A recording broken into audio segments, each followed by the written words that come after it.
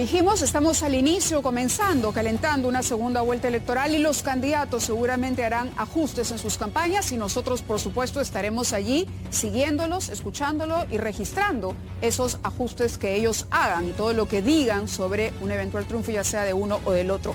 Hay un tema medular, un tema que merece un análisis especial, porque es una suerte de tema eje en esta segunda vuelta, que es el cambio de la Constitución. ¿Qué tan posible es cambiar la Constitución o cuáles son los caminos legales? La Constitución rige la vida de nosotros, los peruanos. La Constitución permite que vayamos a elecciones. La Constitución dice, si no se obtiene este porcentaje, vamos a una segunda vuelta. Por lo tanto, estamos los peruanos en cumplimiento de esa Constitución. ¿Se puede mejorar? ¿Se puede modificar? ¿Bajo qué lógica y bajo qué reglas? Sobre eso trata el reportaje que ha preparado René Gastelumendi, porque, repetimos, es un tema medular en esta campaña. Vamos a ver. La posibilidad de una nueva constitución distinta a la de 1993, elaborada durante el régimen de Alberto Fujimori, es uno de los ejes tremendamente polarizadores de esta intensa segunda vuelta. Parte del problema es que, por un lado, Perú Libre quiere una nueva constitución que refunde el Estado, digamos, y Fuerza Popular más bien lo que quiere es mantener esta idea de que no hay ningún problema y que no hay nada que cambiar y que el sistema funciona perfecto y tienes que esperar hasta que te, entre comillas, chorree para que salgas adelante. Y ese es, en realidad ese es el debate nacional, no solamente entre Perú Libre y Fuerza Popular. Yo no he visto debates que enriquezcan, ¿no es cierto?, la opinión de juristas, en que se convoquen a asambleas populares, grandes debates públicos, porque primero tiene que haber un gran debate público. ¿Qué constitución queremos? Estamos tratando de forjar un pacto social que justamente lo que apunta es que haya grandes consensos respecto hacia dónde queremos ir. Por un lado tenemos a Pedro Castillo de Perú Libre, cuyo plan de gobierno establece la convocatoria unilateral a una asamblea constituyente para elaborar un nuevo texto, y al otro a la hija del presidente bajo cuyo mandato se elaboró la actual Carta Magna que, para criterio de muchos, si bien se redujo la pobreza del 60% al 20%, el empleo alcanzado fue precario, informal en su mayoría y con poca o débil participación del Estado, incluyendo su rol regulador ante, por ejemplo, la empresa y el medio ambiente. Asimismo, el eterno debate sobre el rol subsidiario del Estado ahí en los rubros donde la empresa privada no puede llegar. Yo entiendo que alguna gente considere, como dice la Constitución peruana, que la inversión extranjera debe tener los mismos derechos que la inversión nacional. Esta percepción de desequilibrio, de desigualdad, es lo que se traduce ahora en este reclamo y en esta demanda de un gran sector de la población en el cambio de constitución. La Constitución del 93 incorpora bastantes reglas, normas que pueden ser reinterpretadas en formas mucho menos puristas, radicales, si quieres, de cómo se han venido interpretando hasta ahora. El principal problema con la Constitución del 93, creo yo, no es su texto, sino las normas que la han implementado. Ese es el problema. Más allá de los cambios respecto a la vacancia presidencial y la cuestión de confianza, cambios políticos, en el plano jurídico el gran problema gira en torno a cómo se podría, dentro de los cauces democráticos establecidos en la propia Constitución, convocar a una asamblea constituyente sin un golpe de Estado previo para una reforma total, anhelo de algunos sectores desde el gobierno transitorio de Valentín Paniagua, quien argumentaba el origen dictatorial de la actual Carta Magna y señalaba la necesidad de un nuevo pacto social hace ya 20 años. Partiendo de que eso no siempre es posible, de que respetar el régimen preexistente, el poder constituido, no siempre es posible, hay momentos fácticos en donde sí, pues uno recurre al poder constituyente, a la legitimidad del pueblo, para superar una crisis. Por eso es que el momento era oportuno con Paniagua. Diferente es la situación hoy, en donde no hay un hecho fáctico más allá de la decisión de un presidente o una sensación de insatisfacción de la población, un poco gaseoso, ¿no? Porque no hay mucho acuerdo sobre qué cosa es lo que hay que cambiar, más una sensación de que algo hay que cambiar, pero no hay pues un hecho fáctico, no estamos en una situación en donde no podamos utilizar las normas constituidas para hacer cambios fundamentales en la Constitución. El Poder Constituyente es invitado a través de un camino que puede ser una ley autoritativa del Congreso, por ejemplo, para convocar una asamblea constituyente. Una vez que tú destapas la caja de Pandora, pues no sabemos cuál es el resultado al que puede llevar una asamblea constituyente, porque tú puedes modificar algunos pocos artículos de la Constitución o puedes modificar absolutamente todos los principios constituyentes, porque el pueblo en asamblea constituyente puede cambiarlo absolutamente todo. Es parte de las condiciones que tiene el pueblo como tal.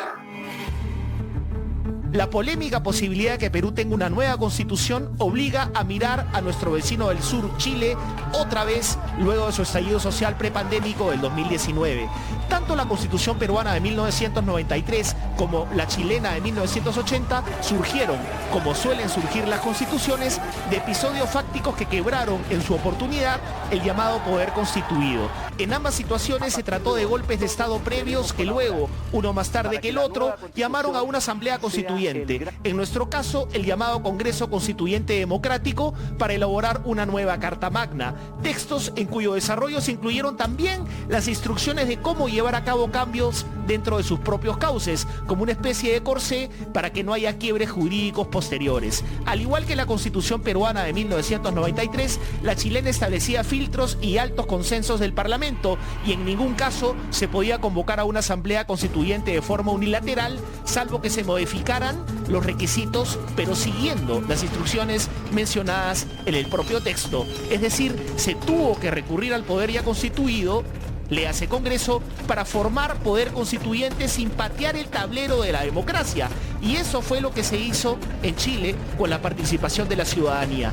En el caso peruano hablamos del artículo clave 206. Esa es la cancha.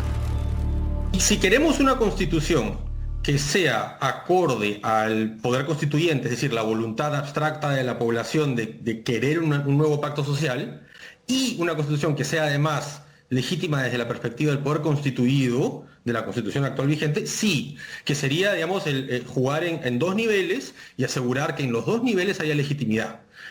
Porque si no, tendríamos lo que suele suceder con las constituciones, que es que se satisface el poder constituyente, pero no el poder constituido, sea porque hay un autogolpe, porque hay una revolución, porque termina una dictadura y hay una necesidad de salir de un sistema injusto y entrar a uno mejor. Como en esta situación no estamos vistos en la necesidad de abandonar el poder constituido, yo creo que lo ideal sería así, garantizar el cumplimiento de ambos. Efectivamente, el artículo 206 lo que hace es generar un cauce constitucional para la reforma de la Constitución. Una reforma de este artículo hay que usar justamente el mecanismo que está señalado en este artículo. O sea, debe ser aprobado por el Congreso con una mayoría absoluta, el número legal de congresistas, o sea, hablamos de el número de 66, ¿no?, más un referéndum. Esa es la fórmula 1. La fórmula 2 sería, pues, a través de 2 legislaturas ordinarias con una votación de 2/3, 87 congresistas. Hay consenso en que, tal como se propone en el plan de Pedro Castillo, una nueva constitución, convocando unilateralmente a una asamblea constituyente, sin pasar por los filtros del Congreso, 2 legislaturas ordinarias o el 0.3% de la población electoral, estaríamos ante un quiebre del orden constitucional. No solamente es una alternativa de convocar a una asamblea constituyente, que es, digamos, desde mi perspectiva discutible, pero por lo menos conversable, ¿no?, sino que lo que plantea es que esa decisión va a eliminar al Congreso y va a reemplazarlo por una asamblea constituyente. Ese más bien sería el hecho fáctico, ¿no? Ahí ya empezaríamos a dejar de poder basarnos en el poder constituido, pues porque hay un hecho que está impidiéndonos hacerlo. Si se patea el tablero democrático para elaborar una nueva constitución, caemos en un círculo vicioso de nunca acabar. En Chile, para evitarlo, se respetó el Congreso y a la Constitución vigente. Luego hubo un plebiscito en el que ganó el cambio y este año se estaría eligiendo la Asamblea Constituyente. Eso es lo que han hecho en Chile. Han modificado su Constitución para permitir que se convoque una Asamblea Constituyente. Si no hacemos eso, si tomamos la opción de Castillo, en donde se va incluso a cerrar el Congreso, o sea, los congresistas elegidos por el pueblo van a perder sus funciones, sí, pues es perfectamente posible que hacia el futuro tengamos el mismo problema. En lugar del origen no democrático de la Constitución de Fujimori, hablemos del origen no democrático de la Constitución de Castillo. El problema que tenemos es que no estamos acostumbrados a conversar, René. No estamos acostumbrados a conversar entre partidos que piensan distintos. Acá se impone la lógica del número y no se conversa. Aquí hay que conversar. ¿Qué tipo de constitución queremos tener? Imagínate que pongan a consideración un texto constitucional, a ti hay un artículo que no te gusta, pues ya votas no, cuando puede ser que el resto de la Constitución esté muy bien hecha. Lo que necesitamos son consensos, fabricar consensos. Yo sé que ahora te parece un escenario difícil, pero no es imposible. Pero al medio, en nuestro caso, tenemos un parlamento fragmentado, en donde 10 bancadas tendrán que conversar y consensuar en busca, suena inocente, pero no hay otra manera de decirlo, del bien común. Para poder asegurar tener una constitución hecha en democracia, en donde el poder constituyente y el constituido se den la mano, sí creo que sería importante seguir el ejemplo chileno de modificar el 206 para decir, a partir de ahora o en esta excepción, no se podrá convocar a un referéndum para decidir si queremos crear una asamblea constituyente, y esa asamblea constituyente, si el voto es sí, redactará la constitución nueva, que será sometida a un nuevo referéndum en donde decidiremos si se aprueba o no. Ese es el camino trazado ya, digamos, hiperlegítimo. En Chile. O sea, esa es la receta democrática.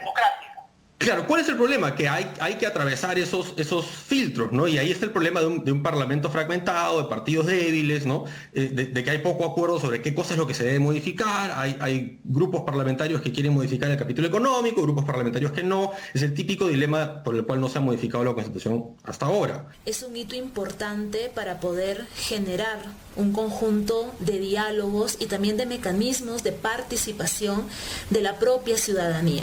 Entonces, para ello es sumamente importante que las autoridades, que las instituciones puedan tener una mirada integral, no solamente del tema, sino también de las diferentes realidades que hay en nuestro país, y con eso poder garantizar procesos de diálogo y mecanismos de participación diversos, inclusivos, interculturales, para poder entendernos y para poder ser escuchados. Si se opta por el cauce de la democracia, siguiendo las pautas establecidas en la Constitución vigente para cambiar incluso a ella misma, nos espera un camino difícil, pero más difícil sería romper la democracia.